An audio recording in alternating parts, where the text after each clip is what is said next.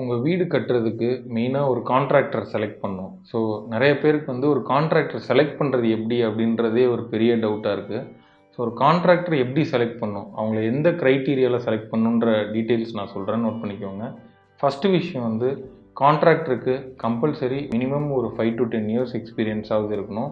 அவங்க நியூவாக ஒரு ஸ்டார்ட் பண்ணுறாங்க அப்படின்னா அட்லீஸ்ட் அவங்க வேறு எங்கேயாவது ஒரு 10 இயர்ஸ்க்கு இல்லை ஒரு 5 இயர்ஸ்க்கு அவங்க ஒர்க் பண்ணியிருக்கணும்.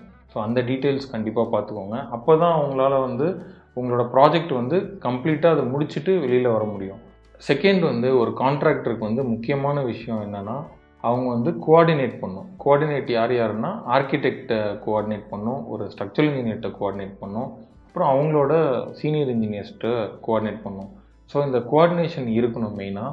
ஸோ அப்போ தான் வந்து நம்மளோட ப்ராஜெக்ட் வந்து நல்ல ஒரு அவுட்கம்மாக வரும். நீங்கள் எதிர்பார்க்குற அந்த ஏஸ்தட்டிக் டிசைன்லேயே உங்களுக்கு கிடைக்கும். தேர்ட் பாயிண்ட் வந்து நம்ம ஒரு கான்ட்ராக்டர் வந்து அவங்களுக்கு கம்பல்சரி வந்து ஸ்டாண்டர்ட்ஸ் தெரிஞ்சிருக்கணும். ஸோ ஒரு பேசிக் ஸ்டாண்டர்ட்ஸ், நம்ம ஹை லெவல் ஸ்டாண்டர்ட்ஸ்லாம் தேவையில்லை, நம்மளுக்கு ஸ்டாண்டர்ட்ஸ் இருக்குது. இந்தியன் ஸ்டாண்டர்ட் படி நம்மளுக்கு டீட்டெயில்ஸ் எல்லாமே தெரிஞ்சிருக்கணும். ஃபோர்த் பாயிண்ட் வந்து நம்மளுக்கு குவாலிட்டியில் அவங்க காம்ப்ரமைஸ் பண்ணக்கூடாது. மெயினாக வந்து குவாலிட்டியில் நீங்கள் என்னென்ன பார்க்கலாம் அப்படின்றத பற்றி சொல்கிறேன். ஃபஸ்ட்டு ஸ்டீல் எடுத்துக்கோங்க. ஸ்டீல் வந்து என்ன டைப் ஆஃப் ஸ்டீல் நீங்கள் யூஸ் பண்ணலாம், ஸோ கிரேட் ஆஃப் ஸ்டீல் இருக்குது. ஸோ அது என்ன ஸ்டீல் யூஸ் பண்ணலாம் அப்படின்றத பற்றி அவங்களுக்கு கிளியராக தெரிஞ்சிருக்கணும். ரெண்டாவது வந்து சிமெண்ட்டு, என்ன டைப் ஆஃப் சிமெண்ட்டு நீங்கள் யூஸ் பண்ண போகிறீங்க, ஓபிசியா பிபிசியா, இது ரிலேட்டடாக அவங்களுக்கு தெரிஞ்சிருக்கணும். மெயினாக வந்து மிக்ஸ் டிசைன் தெரிஞ்சிருக்கணும்.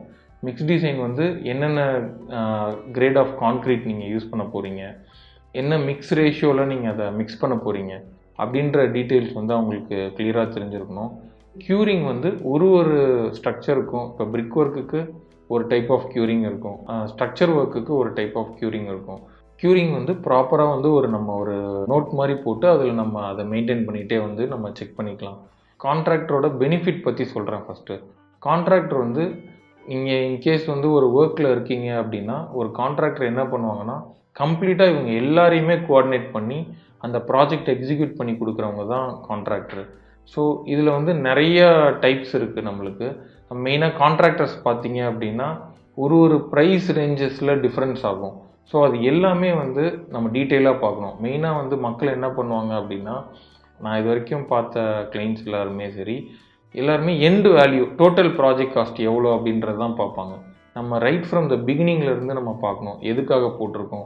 எல்லாத்துக்குமே நீங்கள் கொஷின் பண்ணலாம். ஸோ இது எதுக்காக போட்டிருக்கோம், செப்டி டேங்க் எக்ஸ்ட்ரானா நம்ம ஏன் இந்த ரேட்ஸ் போட்டிருக்கோம், என்னென்னலாம் அதில் இருக்குது. ஸோ இது ரிலேட்டடாக நீங்கள் பேசும்போது இன்னும் வந்து உங்களுக்கு அவங்களோட அப்ரோச் வந்து உங்களுக்கு பிடிக்க ஆரம்பிக்கும். அவங்க கிளியராக அதை சொல்ல ஸோ இவங்க வந்து நல்ல ஸ்ட்ராங்கான கான்ட்ராக்டர் அப்படின்றது உங்களுக்கு ஒரு கிளாரிட்டி கிடச்சிரும். ஒரு கான்ட்ராக்டரோட அப்ரோச் உங்களுக்கு பிடிச்சிருச்சு அப்படின்னா அடுத்தது பேமெண்ட் டேர்ம்ஸ் வந்து நீங்கள் எப்படி பே பண்ண போகிறீங்க. எய்தர் வந்து ஸ்டேஜ் வைஸ் பே பண்ண போகிறீங்களா, இல்லை வீக்லி பே பண்ண போகிறீங்களா, இல்லை மந்த்லி பே பண்ண போகிறீங்களா. ஸோ அது வந்து அவங்கள கான்ட்ராக்டரை வந்து அஃபெக்ட் பண்ணாத மாதிரி இருக்கணும். ஸ்டார்டிங்கே வந்து அவங்கக்கிட்ட பேசிக்கிறது நல்லது. ஸோ இது எல்லாமே ஓவராலாக வந்து ஒரு அக்ரிமெண்ட்டில் வந்து முடிஞ்சிடணும். ஸோ இந்த அக்ரிமெண்ட்டில் நீங்கள் என்னென்ன ஸ்பெக் நினைக்கிறீங்களோ, அவங்க என்னென்ன உங்களுக்கு ஸ்பெசிஃபிகேஷன்ஸ் கொடுக்க போகிறாங்க அப்படின்றத டீட்டெயில்டாக நம்மளுக்கு அக்ரிமெண்ட்டில் வந்துருச்சு அப்படின்னாலே எந்த ப்ராப்ளமுமே கிடையாது.